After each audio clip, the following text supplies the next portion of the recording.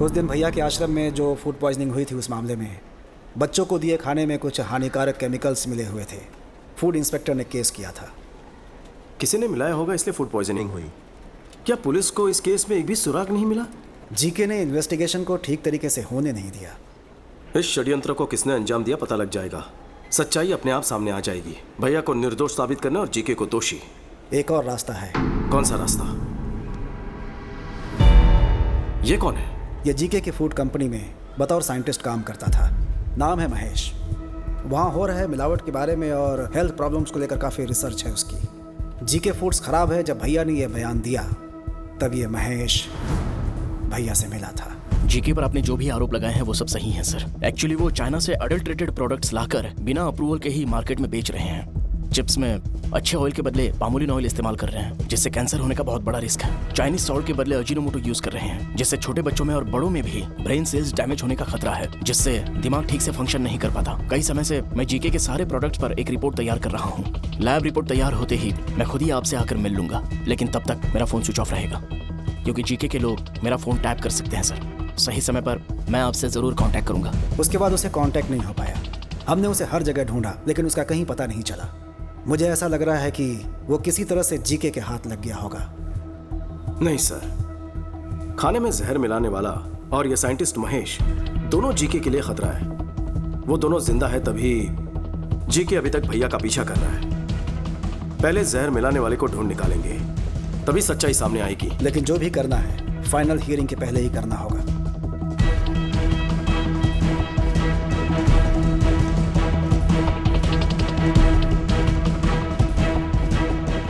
नमस्ते सर। नमस्ते चाचू, उस दिन अनाथ आश्रम के लिए किसने खाना बनाया था? मैंने बेटा। उस दिन खाना तैयार होने के बाद राजा राम जी ने खुद चखा था और ओके किया था बेटा। और उस दिन आश्रम तक खाना कौन लेकर गया? उस दिन रहीम भाई। मैं गया था, लेकिन हाँ बोलो। आश्रम जाते समय बेटी की एक्सीडेंट की खबर सुनकर मैं तुरंत हॉस्पिटल चला गया। तो फिर कौन लेकर गया? बैल राजू। बैल राजू हमारे रेस्टोरेंट को यही मैनेज करते हैं। नमस्ते। नमस्ते। ये राजू तो अपना आदमी है, तो फिर जहर किसने मिलाया होगा? रहीम भाई, ये बताइए आपकी बेटी की तबीयत कैसी है? अल्लाह का शुक्र है, वो बिल्कुल दुरुस्त है। जिस ट्रक से उसका एक्सीडेंट हुआ उसके ड्राइवर ने ही उसका इलाज करवाया। बहुत नेक इंसान है, अल्लाह का बंदा है। उसका नाम याद है? कुछ अमित करके था। वो यूपी से था और ट्रक उसी का था। बहुत अच्छा ड्राइवर था साहब। ड्राइवर है? हाँ साहब। कहाँ रहता है?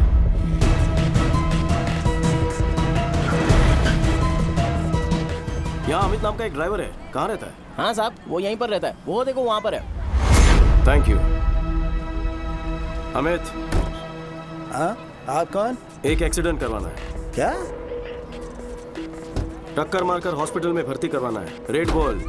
लगता है आप पी के आए हैं सर। मैं ऐसा काम नहीं करता, इज्जत से अपना काम करता हूँ मैं। मुझे यहाँ जीके ने भेजा है। कौन जीके? कोई गलत फहमी हुई है आपको? आप जाइए साहब, अपना काम करिए, जाइए यहाँ से। राजू बोलेगा तो करेगा। सब कुछ पता है मुझे। राजू ने सब कुछ उगल दिया है। कभी ना धोखेबाज, खुद तो फंस गया, मुझे फंसाएगा वो। फोन कर, फोन कर उसे, फोन कर उसे। सर, जीके साहब का फोन आया है। वो आपसे बात करना चाहते हैं। जीके का फोन? हेलो। मुखर्जी, कहते हैं दुश्मनों का दुश्मन सबसे खास दोस्त होता है। अगर तुम्हारी ताकत और मेरा दिमाग मिल गया तो प्लान क्या है? उसकी फैमिली हैदराबाद में ही रहती है। यूं समझो परिवार उसकी कमजोरी है। अपने भाई पर वो जान छिड़कता है। यही है प्लान। जिस बदले की आग में दोनों झुलस रहे हैं, क्यों न इसी आग में उन्हें जला दे। जल्दी आ जाओ, मिल के मारेंगे। ओके।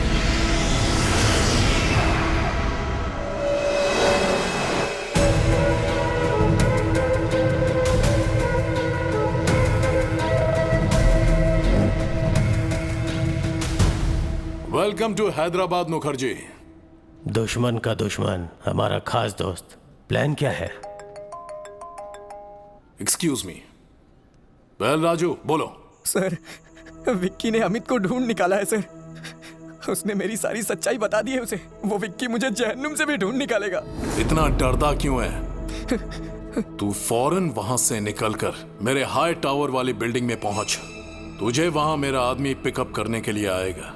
आज की रात ही तुझे दुबई भिजवा दूंगा। समझ गया सर, मैं सीधे वहीं पहुंच रहा हूँ सर।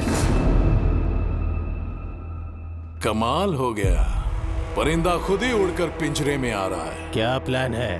ए रेड्डी, हाँ सर। अभी के अभी उस विकी को फोन कर और उसे बैल राजू का लोकेशन बता दे।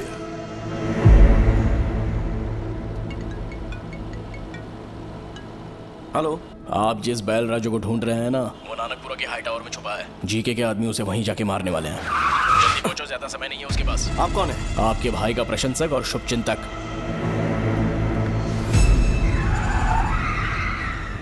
राजा राम का एक और शुभचिंतक है, उसे कैसे भूल जाएंगे ससुर जी। समझ गया दामाद जी।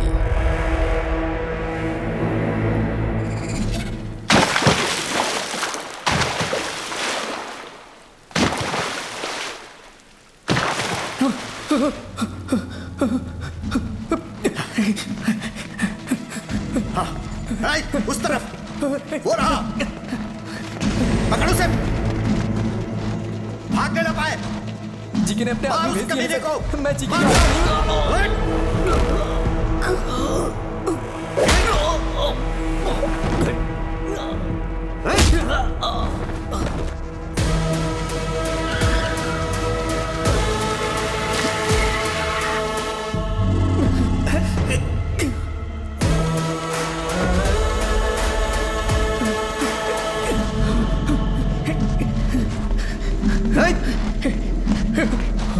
वो रहा।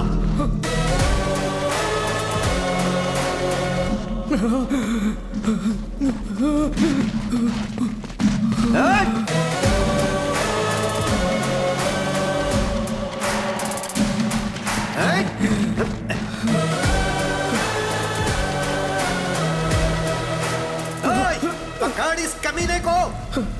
विक्की भैया, मुझे माफ कर दीजिए विक्की भैया। मैं पैसों की लालच में बहक गया था।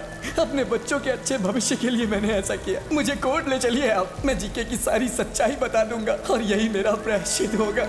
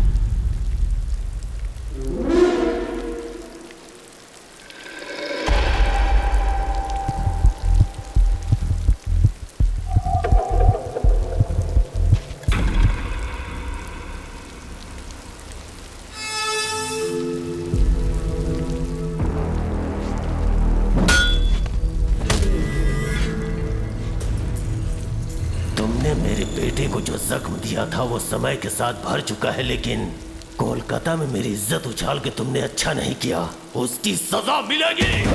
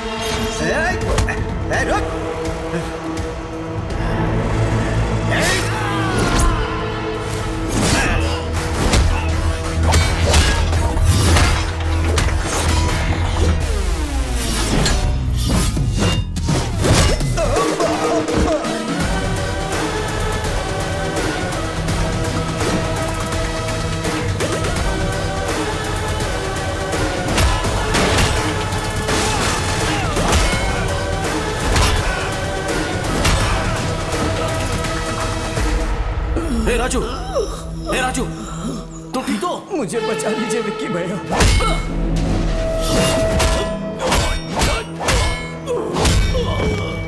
विकी भाई छोड़ दो मेरे पिताजी को, दोबारा तुम्हारी जिंदगी में कभी नहीं आएंगे। विक्की!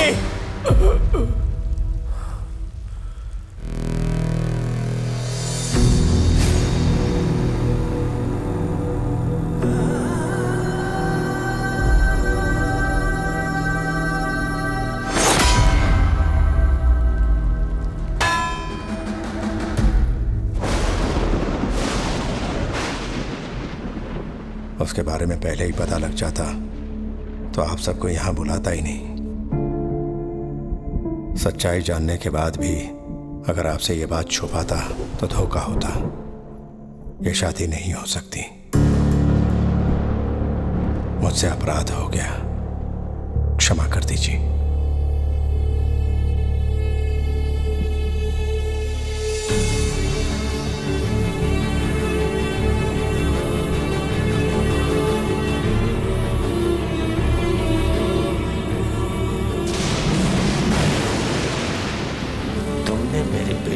जख्म दिया था वो समय के साथ भर चुका है, लेकिन कोलकाता में मेरी इज्जत उछाल के तुमने अच्छा नहीं किया।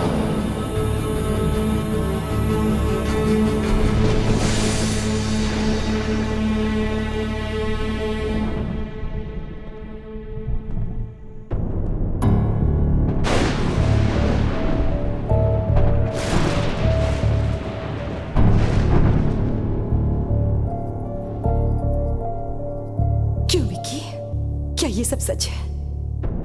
तुम्हारे बारे में भैया क्या बातें कर रहे हैं? शुक्ला जी को बुलवाकर ये सगाई भी तोड़ दी उन्होंने। वो हम पर भरोसा करके आए थे, इस पर नहीं।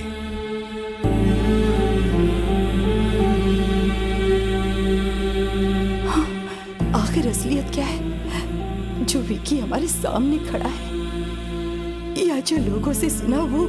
दोनों ही सच है भाभी, नजरिया का फर्क है। भैया ने कहा मैं नहीं बदल पाया, सच है। भैरवी को चाहता हूं, ये भी सच है। आप सबके साथ रहना चाहता हूं परिवार की तरह, ये भी सच है। क्या वो झूठ था जो मैंने अपनी आंखों से देखा? नहीं भैया, हम दोनों में क्या फर्क है कभी सोचा है? बचपन से ही आप अपनी नजरों से मुझे दुनिया दिखाना चाहते थे, पर मेरी दुनिया कहीं अलग थी। किसी ने हाथ उठाया तो तोड़ दिया, जुल्म के खिलाफ खड़ा रहा, अन्याय को अपने ढंग से जवाब दिया। अपनी गलतियों को जस्टिफाई मत करो। मुझे लगता है मैंने कोई गलत काम नहीं किया है। जो मुझे सही लगा वो किया, बस मैंने आपसे छुपाया। आपकी प्रॉब्लम मुझे ना पता चल जाए, इसलिए आपने सबसे झूठ बुलवाया था।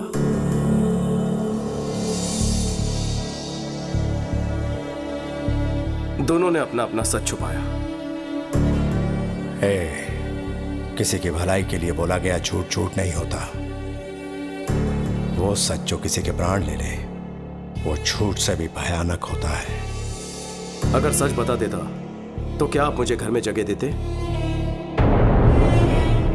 आपकी दुनिया में सच्चाई, ईमानदारी, शराफत ही सब कुछ है, पर बाहर दुनिया बदल चुकी है। पहले सर झुकाने वाले को इज्जत मिलती थी, पर अब हाथ उठाने वाले को इज्जत देते हैं। पहले गलत को गलत साबित करने के लिए सबूत चाहिए होता था, पर अब सच को सच साबित करने के लिए सबूत चाहिए होता है। दुनिया के साथ साथ सोच बदलनी होगी, आपको बदलना होगा। नहीं बदले तो हिंसा करोगे? इस घर के कुछ आदर्श हैं, इस कुटुंब के कुछ संस्कार हैं। अगर इन्हें नहीं मान सकते तो यहां रह भी नहीं सकते। निकल जाओ यहां से। राजा, जीजा जी, सुनिए जी, ये क्या कह रहे हैं? कोई गैर भी गलती करे तो मैं सह नहीं पाता, तो तुम ही बताओ, मेरा अपना गलती करे तो कैसे बर्दाश्त करूं? इसे कहो चला जाए यहां से।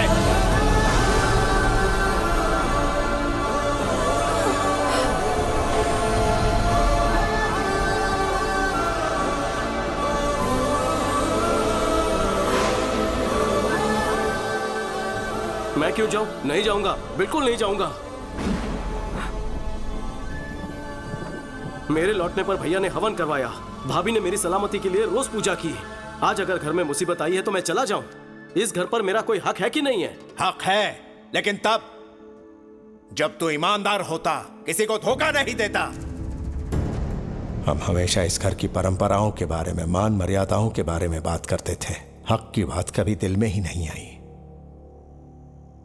तुझे अपना हक चाहिए ना? ठीक है, हम यहां से चले जाएंगे।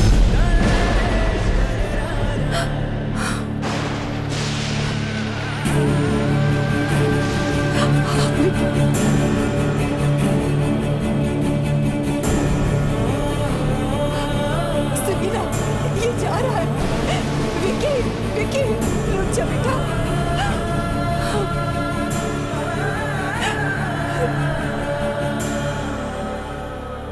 मुझे लगा मेरे आने से भैया को खुशी मिलेगी, लेकिन अब पता चला कि मेरे जाने से उनको सुकून मिलेगा। अब मैं यहां नहीं रुकूंगा भाभी। विकी, इतने सालों से मेरे बिना रहने की आदत पड़ गई है ना, मैं भी अकेले रहने की आदत डालूंगा।